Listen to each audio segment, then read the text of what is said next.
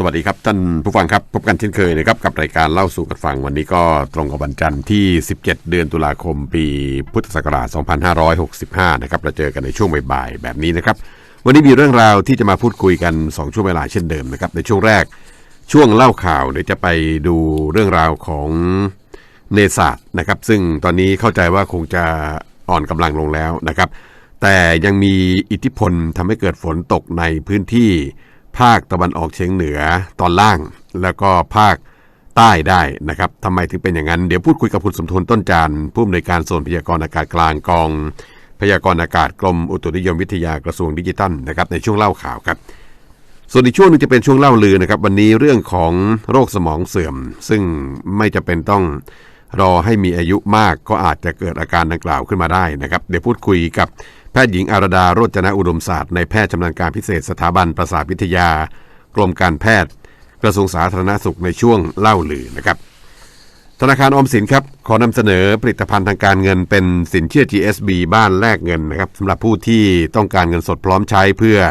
นำไปใช้ในการจับจ่ายใช้สอยการอุปโภคบริโภคหรือว่าการเพิ่มสภาพคล่องทางการเงินนะครับ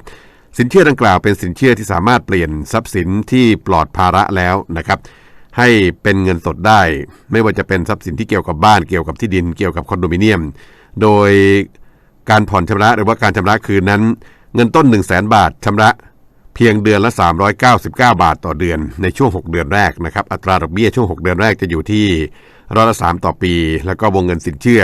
10 ล้านบาทครับมีระยะเวลาการชำระคืนนาน30 ปีด้วยกันนะครับผู้ที่สนใจก็สามารถยื่นขอสินเชื่อได้แล้วนะครับที่ธนาคารออมสินทุกสาขาทั่วประเทศหมดเขตวันที่31ตุลาคม2565นี้นะครับวันนี้รายการเล่าสู่กันฟังครับเราจะมอบกล่องใส่ของอเนกประสงค์พร้อมกับไดอารี่นะครับจากธนาคารออมสินจำนวน1รางวัลเพียงแค่ท่านผู้ฟังร่วมสนุกกับทางรายการด้วยการตอบคำถามนะครับแล้วก็ส่งคำตอบของท่านมาในช่องทางหนึ่งก็ได้นะครับช่องทางแรกเป็น SMS ช่องทางที่2เป็น Facebook Live นะครับทาง SMS นั้นพิมพ์ข้อความแล้วส่งมาที่หมายเลข4221075 ส่วนทาง Facebook Live เข้าไปที่เพจเล่าสู่กันฟังนะครับเดี๋ยวเราจะใช้ระบบการสุ่มจากคอมพิวเตอร์เพื่อคัดเลือกรายชื่อผู้โชคดีวันนี้1ท่าน1รางวัลเท่านั้นนะครับส่วนจะเป็นใครเดี๋ยวทางรายการจะติดต่อกลับไปเองนะครับนอกจากนี้ครับทางรายการได้เพิ่มช่องทางในการรับชมย้อนหลังนะครับผ่านทาง YouTube พิมพ์คำว่าเล่าสู่กันฟังและสำหรับท่านผู้ชม Facebook ที่กดไลค์กดแชร์รายการในแต่ละเดือนเนี่ยนะครับในทางรายการก็จะใช้ระบบการสุ่มคัดเลือกผู้โชคดีเพียงเดือนละ1ท่านเพื่อที่จะมอบของขวัญพิเศษให้กับท่านผู้โชคดีด้วยนะครับนอกจากนี้ครับเรายังมีกิจกรรมให้ท่านผู้ฟังสามารถที่จะร่วมสนุกผ่านทางเพจเล่าสู่กันฟังในช่องทางหนึ่งนะครับเพียงแค่เข้าไปที่หน้าเพจแล้วก็ร่วมกิจกรรมตามกติกาที่กำหนดเอาไว้ได้ทุกสัปดาห์นะครับมาถึงช่วงกิจกรรมประจำวันนี้ครับให้ข้อมูลกับท่านผู้ฟังก่อนนะครับข้อมูลมีอยู่ว่าธนาคารออมสินครับเตรียมออกผลิตภัณฑ์ทางการเงินเป็นบริการสินเชื่อเกี่ยวกับที่ดินนะครับโดยจะได้รับวงเงินสินเชื่อไม่เกิน70%ของราคาประเมินที่ดินจากทางราชการนะครับอัตราดอกเบี้ยจะอยู่ระหว่าง6.99 ถึง8.99 ต่อปีนะครับทวนอีกครั้งครับธนาคารออมสินเตรียมให้บริการสินเชื่อเกี่ยวกับที่ดินนะครับโดยจะมีวงเงินสินเชื่อสูงสุดไม่เกิน70%ของราคาประเมินจากทางราชการนะครับอัตราดอกเบี้ยจะอยู่ระหว่าง6.99 ถึง8.99 ต่อปีนะครับนี่เป็นข้อมูลส่วนคำถามครับถามท่านผู้ฟังว่าธนาคารออมสินได้เตรียมให้บริการสินเชื่อที่เกี่ยวกับที่ดินนะครับโดยจะให้วงเงินสูงสุดไม่เกิน70%ของราคาประเมินที่ดินจากทางราชการนะครับคำถามคือธนาคารออมสินจะคิดดอกเบี้ยในอัตราร้อยละเท่าไหร่ต่อปีนะครับร้อยละเท่าไหร่ต่อปีส่งคำตอบมานะครับ SMS 4221075 Facebook Live เข้าไปที่เพจเล่าสู่กันฟังนะครับสำหรับรายชื่อผู้โชคดีประจำวันที่14ตุลาคม2565เป็นผู้โชคดีจากกรุงเทพมหานครนะครับขอแสดงความยินดีกับคุณสุจินดาแก้วม่วงด้วยนะครับเอาละครับช่วงนี้ครับช่วงเล่าข่าวเดี๋ยวเราไปพูดคุยกันเรื่องของพายุเนศาสตร์ล่าสุดเป็นยังไงบ้างนะครับพูดคุยกับคุณสมควรต้นจานผู้อำนวยการศูนย์พยากรณ์อากาศกลางกองพยากรณ์อากาศกรมอุตุนิยมวิทยากระทรวงดิจิทัลนะครับตอนนี้อยู่ในสายแล้วสวัสดีครับคุณสมควรครับครับสวัสดีครับคุณธีรพัฒน์ครับท่านผู้ฟังครับถ้าคุยเรื่องนี้นี่ต้องเอาเวลาณปัจจุบันเลยนะครับคุณสมควรฮะครับก็เมื่อตอนปัจจุบันนี้ก็คือล่าสุดเวลา 13 นาฬิกาคือบ่ายโมงนะครับบ่ายโมงพายุเจ้าพายุโซนร้อนรุนแรงเนศาสตร์เนี่ยเขาก็ได้แรงขึ้นเป็นพายุไต้ฝุ่นแล้วฮะ เมื่อเวลา 13 นาฬิกาแล้วกำลังเคลื่อนตัวทางด้านตะวันตกเฉียงเหนือครับเฉียงเหนือเหรอฮะตะวันตกหน่อยเฉียงเหนือหน่อยลงต่ำหน่อยนะครับครับก็คาดว่าน่าจะเคลื่อนเข้ามาใกล้ๆกับทางด้านตอนใต้ของเกาะไหหลำนั่นแหละในช่วงประมาณที่ 19 20 21 นี่น่าจะขึ้นฝั่งนะครับที่แถวๆเวียดนามแล้วจะอ่อนกำลังลงก่อนที่จะเคลื่อนตัวต่อแล้วอาจจะถึงพายุดิเพรสชันก่อนหน้านั้นจะไปมีผลกระทบดูแล้วก็ไม่น่าจะรุนแรงนะครับบางทีจะไม่มีผลที่ซ้ำไปนั่นน่ะสิคือเมฆมากในภาคอีสานคุณทุกคนการสกลนครคือผมดูจากโซเชียลเนี่ยเขาไปตีแนวผิดนะครับคุณสมควรนะครับเขาไปตีแนวว่าอย่างนี้ตีแนวว่าพายุมันมาทางนี้ปุ๊บเนี่ยแล้วมันจะต้องมาจากแปซิฟิกปุ๊บมันจะต้องตรงดิ่งเข้ามาเข้าเวียดนามแล้วก็มันจะตรงดิ่งเข้าประเทศไทยเลยมันจะเป็นอุบลไงฮะไม่ใช่อะไรตรงเนี้ยคุณสมควรผมไม่ไปแล้วรูปนี้นั่นเลยครับพอเขาตีเส้นผิดเสร็จปุ๊บนี่ใช่ไหมฮะมันเป็นเพราะอะไรฮะคุณสมควรทำไมก็ถึงเบี่ยงไปทางอุบลได้เพราะอะไรตอนนี้ก็คือว่าลักษณะของพายุที่ก่อตัวทางด้านแปซิฟิกเข้ามาเนี่ยเนาะมันจะเคลื่อนตัวทางตะวันตกโดยปกติก็คือโดยธรรมชาติเขาด้านบนครับมันก็จะคอยกดพายุนี้ไม่ให้เคลื่อนตัวเขาเรียกว่าโค้งกลับไปทางด้านแถวไต้หวันแถวญี่ปุ่นเนาะครับนี่พอช่วงระยะเวลานี้ก็จะเป็นการเคลื่อนตัวแบบตะวันตกใหญ่นะครับเป็นตะวันตกส่วนใหญ่แต่ว่าถ้าตำแหน่งอยู่ในบริเวณทางด้านใต้ตอนกลางอะไรนี้มีโอกาสที่จะเข้าทางอุบลได้ครับแต่ว่าเนี่ยคือเข้าสูงไปแล้วถ้าจะต่ำลงมาก็น่าจะมาใกล้ทางด้านนครพนมมุกดาหารสกลนครแนวนี้นั้นตามสุดแล้วเหรอฮะใช่พอเข้ามาใกล้เนี่ยก็ปรากฏว่ายังมีมวลอากาศเย็นเข้ามาเนี่ยใช่ครับนะครับก็เลยทำให้ทิศทางมันโค้งกลับไปอีกนะครับก็คือโอกาสที่จะเข้ามาดูก็จะน้อยนะครับฝนตกจะไม่มากนั่นดีครับเพราะผมคุยกับคุณสมควรบ่อยเนี่ยผมจำได้พอเมื่อวันซืนนี้ใช่ไหมฮะที่ฝนตื่นมาอากาศมันเย็นๆเนี่ยผมยังนึกอยู่เลยในศาสตร์มันจะเข้ามาได้ยังไงไหวมาเจออากาศเย็นแบบนี้ก็มันไม่เบี่ยงทางหมดเลยฮะใช่ครับมันก็จะเปลี่ยนทางไปใช่ไหมฮะปกติถ้าอย่างพายุเซินกาลูกที่แล้วเนาะเข้ามาเหมือนกันกำลังจะคือเขาก่อตัวตรงนี้ตรงทะเลจีนใต้ตอนกลางๆมันใกล้แล้วสิฮะใช่มันใกล้เกินฝั่งใกล้ฝั่งไปหน่อยจริงๆถ้าเขามีเวลามากกว่าอาจจะแรงกว่านี้อาจจะแรงกว่านี้ใช่ไหมฮะครับแต่วันนี้เขาใกล้ฝั่งไปหน่อยระยะเวลาการก่อตัวหรือเวลาการพัฒนาตัวก็เลยสั้นเขาเคลื่อนตัวขึ้นมาใกล้ฝั่งก็เป็นโซนร้อนอยู่ได้ประมาณไม่ถึง5 ชั่วโมงนะก็ไปกำลังลงเป็น depression ขึ้นฝั่งมาแล้วเวลาก็เป็น depression เสร็จก็เป็นหย่อมความกดอากาศต่ำเร็วครับเนี่ยครับว่าก็ยังคงเหลือไอ้พวกเศษเมฆเศษฝนมาให้เรานิดหน่อยฮะครับอุบลแถวอำนาจเจริญยโสธรยังมีฝนหนักอยู่แต่ว่าเป็นฝนโปรยๆครับแปลกนี่ถ้าเกิดใครดูจากแนวแผนที่อากาศจะเห็นว่ามันไม่ได้มาทางอุบลแล้วนะครับคนละเรื่องกันเลยขึ้นทางเหนือมาดูเลยคนละทิศทางคนละทิศทางกันละครับมันเกินลงไปครับทางนี้ก็คงจะไม่น่าเป็นห่วงอะไรนะครับฝนก็คงไม่ได้มีฝนตกหนักอะไรละครับแต่ถ้าเกิดตกคุณทุพลครับขอโทษถ้าเกิดตกแถบนครพนมสกลนครมันก็จะไม่กระทบทางอุบลเนี่ยใช่ไหมฮะไม่กระทบแล้วครับใช่ไหมฮะคนละส่วนกันตามน้ำโขงละคนละนี่แหละแต่จริงๆตรงนั้นก็ดีนะเพราะว่าปริมาณน้ำฝนในบริเวณนครพนมสกลนครตรงแถวหนองคายเนี่ยสงครามถ้าปกติอยู่แม่น้ำสงครามใช่ไหมน้ำได้อยู่ครับใช่ครับเพราะฉะนั้นตรงนั้นก็เป็นการดีไปเป็นดีไปนะครับอาจจะเพิ่มความชื้นได้หน่อยแต่ว่าอยากให้ตกก็คือแถวอุบลอำนาจเจริญศรีสะเกษแถวสุรินทร์อันนี้หนักหน่วงหน่อยครับทีนี้เนื่องจากเวลาเขาหมุนเนี่ยพายุลมที่มันได้รับอิทธิพลมาจากไอ้เจ้าพายุที่ว่านี้เนี่ยเขาจะหมุนทวนเข็มนาฬิกาถูกไหมฮะใช่ถูกต้องครับครับเพราะฉะนั้นไอ้ตรงนี้ด้วยหรือเปล่าคุณสมควรที่ทำให้ภาคใต้เราเนี่ยมีประเด็นเกี่ยวกับเรื่องฝนเกิดขึ้นเนี่ยฮะตอนนี้ก็จะมาพร้อมกันนะครับมาพร้อมกันตอนบนเนี่ยเรารับอิทธิพลเริ่มเป็นลมตะวันออกเฉียงเหนือครับลมก็จะพัดจากประเทศจีนลงมาแล้วก็จะส่งให้บริเวณทางด้านอ่าวไทยนะครับมีลมเป็นลมตะวันออกเฉียงเหนือก็จะมีฝนเพิ่มเข้ามาโดยปกติเนี่ยจะมีฝนมากทางภาค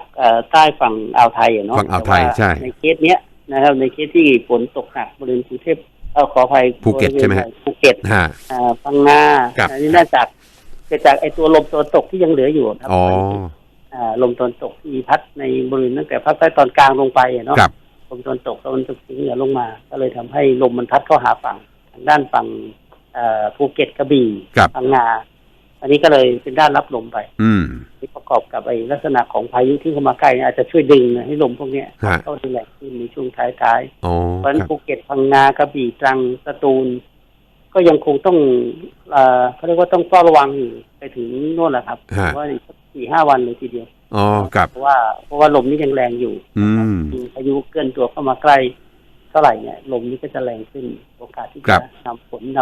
ำเมฆเข้ามาก็จะเยอะขึ้นอ๋อครับแสดงว่าปัจจัยที่ภาคใต้เขาแรงเนี่ยหนึ่งมันต้องดูว่าตำแหน่งของไอ้เจ้าพายุมันอยู่ตรงไหนด้วยใช่ไหมฮะแล้วก็ทิศทางด้วยใช่ไหมครับ2 อย่างใช่ถูกต้องครับแล้วความแรงด้วยสิ3 อย่างเลย3 อย่างเลยจะอยู่ตรงไหนจะไปทางไหนต่อแล้วเขาจะดึงลมจากทางตะวันตกมาได้ยังไงอะไรยังไงมันก็จะกลายเป็นเมฆฝนขึ้นมาได้ทำนองนั้นนะครับครับแต่ทีนี้ถ้าเกิดว่าเขาปรับลายของเขาลงมานี่ผมถามอย่างกันเป็นนักคอมพิวเตอร์นะถ้าการแนวการเคลื่อนไหวของเขาการเคลื่อนที่ของเขาเนี่ยถ้ามันเกิดในมหาสมุทรแปซิฟิกใช่ไหมฮะแล้วก็เข้ามาทางฟิลิปปินส์แล้วก็ทะลุมาทะเลจีนใต้แล้วก็ออกมาทางประเทศไทยทางภาคใต้เนี่ยถ้าเป็นอย่างนั้นปุ๊บเวลาเขาดึงลมเนี่ยเขาจะดึงลมไปทางอินโดนีเซียเลยหรือเปล่าฮะหรือยังไงฮะโดยปกติเขาจะดึงลมบางส่วนนะครับบางส่วนแต่ว่าบางส่วนนะครับแต่ว่าช่วงนี้ส่วนใหญ่จะเป็นลมมาจากทางจีนมากกว่าลมจะลงมาจากทางประเทศจีนแล้วเข้าสู่ทางด้านภาคอีสานกลางภาคตะวันออกครับก็คือ S ใช่ไหมฮะตัว S ใช่ไหมครับตัว S ลงมาลมถ้าตัว S ลมลงมาเนี่ยมันจะเป็นลมออกนะก็คือลมพัดออกจากศูนย์กลางครับโอ้โหเนี่ยเรื่องนี้ต้องศึกษากันพอสมควรเลยทีเดียวแต่ฟังดูแล้วเนี่ยถ้าเราเข้าใจเหตุการณ์เข้าใจเหตุผลของเขาเนี่ยคุณสมควรครับมันเป็นไปได้ไหมว่าประชาชนทั่วไปสามารถที่จะศึกษาข้อมูลด้วยตัวเองได้ในระดับหนึ่งในแผนที่อากาศที่ว่านี้เนี่ยคุณสมควรได้ครับใช่ก็คือที่จริงเป็นองค์ความรู้ตั้งแต่เริ่มต้นเนาะใช้งานใหม่ๆแล้วก็เข้าใจในเรื่องของระบบอากาศเรื่องของทิศทางลมนะเรื่องของการปั่นป่วนของอากาศแนวไหนเป็นตรงไหนเป็นแนวร่องตรงไหนเป็นแนวลมอะไรอย่างนี้มันก็ไม่น่าจะยากเท่าไหร่เพราะว่าตรงไหนเป็นพายุอะไรอย่างนี้ซึ่งบางทีถ้าเป็นภาษาวิชาการมันก็อาจจะเข้าใจยากสักนิดนึงถ้าเราสั่งข้อให้เป็นภาษาที่ภาษาชาวบ้านนะฮะชาวบ้านก็จะเข้าใจง่ายขึ้นเดี๋ยวนี้หลายคนเข้าใจมากขึ้นเลยครับในเรื่องของการแสดงผลนะก็มีกราฟิกมีอินโฟมาช่วยครับก็เลยทำให้ความเข้าใจก็จะมากขึ้นที่ผมถามคุณสุพลนี่ไม่ใช่อะไรเพราะว่าเดี๋ยวมันจะมีคนทำเพจประเภทนี้เกิดขึ้นบ่อยๆแล้วก็บางทีเนี่ยเขาไปคาดการณ์เองเนี่ยให้ตรงนี้มันน่ากลัวพอสมควรไปคิดเองว่ามันจะมาทางนี้มันจะมาทางนี้โดยที่แหมมันต้องใช้โมเดลคณิตศาสตร์ขนาดไหนฮะกว่าจะได้แนววิเคราะห์ออกมาเนี่ยคุณสมควรที่จริงเรื่องนี้มันก็จะมีหลายค่ายหลายประเทศนะที่เป็นประเทศยักษ์ใหญ่ก็ทำเรียนว่าอเมริกาอังกฤษญี่ปุ่นประเทศจีนแล้วก็ทำในโมเดลนะครับแต่ว่าบางทีมันอาจจะต้องเอาหลากหลายมาดูวิเคราะห์ข้อมูลเหล่านี้ก็จะมาหลากหลายที่เพราะฉะนั้นเวลาที่เราวิเคราะห์ก็ต้องอาศัยแหล่งข้อมูลที่น่าเชื่อถือที่สุดเนาะเราก็จะวิเคราะห์ไปตามนั้นเพราะบางทีโมเดลเองก็ให้มันตอบไม่ได้ใช่บางทีอาจจะคนละเรื่องกันเลยบางทีมองไม่เห็นพายุเลยมันก็มีนะครับครับทั้งนั้นผมถามความรู้นิดหนึ่งอย่างกรณีของกรมอุตุนิยมวิทยาเนี่ยนะครับเวลาที่เราจะเริ่มจับตามองเนี่ยเราจะมองจากจุดไหนก่อนที่มันจะพัฒนาแล้วก็เพิ่มความรุนแรงขึ้นจนกระทั่งพัดเข้าฝั่งเนี่ยมองจากเป็นตัวโลเนี่ยตัว L นี่แหละอย่างตอนนี้ก็มีในมหาสมุทรแปซิฟิกถูกไหมฮะใช่ฮะเหนือออสเตรเลียหน่อยนึงก็มีออสเตรเลียมีทางด้านแถวแปซิฟิกตะวันออกตรง L ตัวนั้นแหละที่เริ่มเห็นมีด้านเนี่ยนี่ก็คือด้านหลังของพายุพวกนี้เนาะมีตัว L อยู่มีตัว L อยู่ก็กำลังตามอยู่ที่ว่าพอไอ้ตัวนี้สลายตัวไปตัว L ตัวนี้ก็จะแหล่งขึ้นเพราะมันอยู่ทะเลครับพื้นที่ที่โอกาสที่มันจะพัฒนามันก็มีมากเขาเรียกว่าอาหารการกินสมบูรณ์นะฮะมหาสมุทรเปิดก็กว้างครับทีนี้พอเขากินเสร็จปุ๊บเนี่ยปัจจัยอะไรบ้างที่มันจะทำให้มันขยับขึ้นไปทางเหนือหรือทางใต้เนี่ยฮะมันเกิดขึ้นอยู่กับอะไรปัจจัยเราสำคัญก็คือตัวการเคลื่อนตัวแล้วบางทีพายุเนี่ยเคลื่อนตัวช้าบางทีเคลื่อนตัวเร็วก็คือตัวมีมวลอากาศเย็นบ้างมีตัวแรงส่งจากทางนั้นแปซิฟิกเบียดเข้ามาถ้ามีเบียดเข้ามาก็จะผลักให้ตัว L หรือตัวพายุเนี่ยเคลื่อนที่ได้เร็วขึ้นเหมือนเด็กโดนรังแกอย่างเงี้ยเหรอฮะใช่ตัวเล็กก็จะโดนตัวเล็กก็โดนหน่อยอย่างเงี้ยนะฮะครับมันก็จะเคลื่อนตัวเร็วแต่ว่าถ้าอันไหนที่มันมีปัจจัยอะไรเลยมันก็จะเคลื่อนตัวช้าๆไปเรื่อยๆไป กับตามทิศทางลมตามอากาศหนาวอากาศเย็นอะไรก็บ้างไปซึ่งมันจะแปรปรวนตลอดเวลาถูกไหมฮะใช่ถูกต้องครับในทะเลนี่ยิ่งค่อนข้างจะไม่ค่อยมีปัจจัยเสริมอะไรเนาะ ก็มีการปั่นอย่างเดียวเลยนะครับไม่มีป่าไม้ต้นไม้ครับเจริญอาหารนะพูดง่ายๆใช่ก็ถ้าอากาศอุณหภูมิน้ำทะเลสูงเนี่ยยิ่งทำให้ความปั่นป่วนมีความรุนแรงมากจากโซนร้อนก็เป็นพายุไต้ฝุ่นได้เร็วขึ้นเพราะฉะนั้นอย่างตอนนี้เวลานี้เดือนตุลาคมจะปลายเดือนอยู่แล้วเนี่ยนะครับแนวของพายุถ้าจากสถิติเนี่ยมันควรจะมาถึงในบริเวณแถบภาคใต้ของเราหรือยังครับแนวนี้ถูกต้องครับมาแล้วเหรอฮะจริงปลายตุลาเนี่ยมันน่าจะเข้ามาทางปลายแหลมยวนครับจากขณะนี้ก็ยังวนๆอยู่ข้างบนอยู่เลยแต่ไม่รู้ไอ้ตัวนี้หรือเปล่าในตัว L Pacific ที่เราคุยกันนี่ไม่รู้ว่าใช่หรือเปล่านะฮะยังไม่รู้ใช่ครับยังไม่รู้ครับยังไม่รู้ติดตามครับอาจจะมี L ตัวใหม่มาก็ได้เลยฮะระหว่างทางมีเกิดขึ้นได้ด้วยเหรอฮะใช่มีเกิดขึ้นได้ด้วย L นี่เกิดขึ้นได้เรื่อยๆครับครับเพราะฉะนั้นตอนนี้ช่วงนี้เนี่ยพี่น้องประชาชนพื้นที่แถบอีสานบนนะครับต้องระมัดระวังนิดนึงเรื่องฝนนะเรื่องฝนก็คงไม่ได้เป็นห่วงนะเพียงแต่ว่าเรื่องของอากาศหนาวเย็นลงนั่นสิครับมันทั้งเย็นทั้งหนาวแล้วมีฝนด้วยนะครับคุณผู้ชมโอ้โหแล้วภาคใต้ก็ระวังฝนแต่ว่าไม่หนาวหนักเลยภาคใต้นี่หนักหน่อยฝั่งตะวันตกนะฮะครับฝั่งตะวันออกยังไม่มาแล้วอันนี้จะเป็นลูกสุดท้ายหรือเปล่าที่ฝั่งตะวันตกครับหรือยังไงครับฝั่งตะวันออกคือนะถ้าลมมันไม่ใช่ลมตะวันออกเฉียงเหนือนะยังเป็นลมตะวันตกอยู่เป็นทั้งสองฝั่งเลยครับสองฝั่งเลยอ่อนนะครับได้เลยแต่ลมมันจะหนักพังทางตะวันออกทางตะวันตกสิฮะทางตะวันตกมากกว่าครับเพราะลมมันพัดมาแล้วมันโดนดึงไปใช่ไหมฮะทำนองนั้นใช่ครับครับอย่างนี้แสดงว่าภาคตะวันออกของเราแถบพัทยาชลบุรีก็น่าจะมีส่วนด้วยนะครับเที่ยวได้แล้วตอนนี้ผมเที่ยวได้แล้วเที่ยวได้มันลงไปทางใต้อาจจะแรงหน่อยแต่ว่าเป็นลมหนาวแล้วครับตอนนี้ครับเที่ยวได้ทั้งปลอดโปร่งนะช่วงนี้ครับเพราะฉะนั้นเดี๋ยวพอเขาขึ้นฝั่งปุ๊บเนี่ยนะครับไอ้เจ้าพายุนาซาที่ว่านี้เนี่ยเราจะเห็นความเปลี่ยนแปลงอะไรจากนี้ไปฮะตอนนี้ก็คือเรื่องของขึ้นฝั่งก็จะมีเมฆเข้ามาหน่อยเมฆเข้ามาครับอากาศเย็นครับเมฆอาจจะเยอะขึ้นจากเดิมที่ท้องฟ้าปลอดโปร่งอาจจะมีเมฆเข้ามาฝนก็จะมีนิดๆหน่อยๆนะผมไม่ถึงกับหนักนะไม่เหมือนโนรูเอาไว้ง่ายครับไม่ถึงครับไม่ถึงมันจะต่างกันเยอะเลยนะครับครับจะได้สบายใจเอาเป็นว่าก็น้ำนี่ก็ถ้าหนาวลงมาแล้วแสดงว่าทางภาคเหนือภาคกลางภาคอีสานนี่ก็น่าจะฝนน้อยลงนะฮะใช่สถานการณ์ล่าสุดเมื่อกี้ที่ประชุมกันก็ดูแนวโน้มก็ดีขึ้นนะเริ่มมีการระบายน้ำก็ลดลงเรื่อยๆครับปริมาณน้ำฝนไม่มีมาเติมแล้วตอนนี้ไม่มีมาเติมแล้วนะครับแล้วก็ทางผมลืมถามไปเลยทางอ่าวเบงกอลนี่จะมีพายุอะไรไหมฮะอาจจะมีได้อยู่อาจจะมีแหละฮะ22นะครับ22ก็ครับมันเป็นหย่อมความกดอากาศต่ำครับมีโอกาสจะแรงขึ้นได้ไม่ถึงขนาดไม่ได้มาทางเราหรอกครับมาไปทางอินเดียแทนไปทางนู้นแทนอินเดียบังกลาเทศอะไรพวกนี้นะฮะครับผมมันก็เกี่ยวเนื่องกับทางแปซิฟิกอยู่ดีคุณสมควรฟังดูแล้วดึงกันไปดึงกันมาดึงกันไปอยู่อย่างเงี้ยนะฮะประเทศไทยเราก็อยู่กลางพอดีใช่ครับรอดไปส่วนพี่น้องภาคใต้ไล่ตั้งแต่ชุมพรลงไปใช่ไหมฮะครับตั้งแต่ชุมพรประจวบด้วยนะประจวบด้วยจังหวัดนี้เขายาวนี่ยาวครับยาวเป็นชื่อเกือบหลายกิโลเนาะใช่เอาเป็นว่าก็ระมัดระวังเรื่องฝนหน่อยก็แล้วกันแต่คงจะหนักไหมฮะตอบได้ไหมฮะหนักได้ครับเพราะว่าช่วง 4-5 วันเนี่ยก็มีฝนเข้ามาเรื่อยๆครับแต่ฝนสะสมนะหนักบ้างเบาบ้างสลับกันไปครับครับไม่ใช่อะไรเพราะว่าจะได้เตรียมตัวกันถูกเนื่องจากภาคใต้นี่เขาถ้ามาเข้ามาแล้วเข้ามาหนักแต่เขาไปเร็วนะใช่ครับไปเร็วติดตามกันส่วนตัวอื่นเดี๋ยวมีโอกาสก็คงได้คุยกับคุณสมพลอีกสักรอบ2 รอบนะครับวันนี้รบกวนแค่นี้ก่อนนะครับขอบคุณมากครับวันนี้ครับสวัสดีครับคุณสมพลต้นจานนะครับผู้อำนวยการส่วนพยากรณ์อากาศกลางกองพยากรณ์อากาศกรมอุตุนิยมวิทยากระทรวงดิจิทัลนะครับผู้ฟังครับเนี่ยเวลาคุยกับคุณสมควรเนี่ยแม้ถ้าเกิดท่านผู้ฟังทำได้เนี่ยลองเปิดพิมพ์คำว่าแผนที่อากาศนะครับ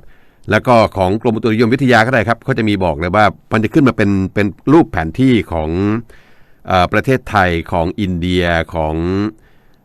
เอเชียตะวันออกเฉียงใต้ของจีนญี่ปุ่นไปถึงนู่นเลยสุดเขตทวีปเอเชียเลยแล้วเราจะเห็นแนวเอาเป็นวงกลมมันไม่กลมหรอกครับมันวงเบี้ยวนี่แหละมีตัว L กับตัว S นะครับมีตัว L ตัว S มันจะมีความสัมพันธ์ซึ่งกันและกันอยู่ไอ้ตัว L ที่ว่านี้ที่กำลังจะก่อขึ้นมาใหม่เนี่ยมันอยู่ในมหาสมุทรแปซิฟิกนะครับยังไกลอีกไกลหลายพันกิโลเลยเพียงแต่ว่า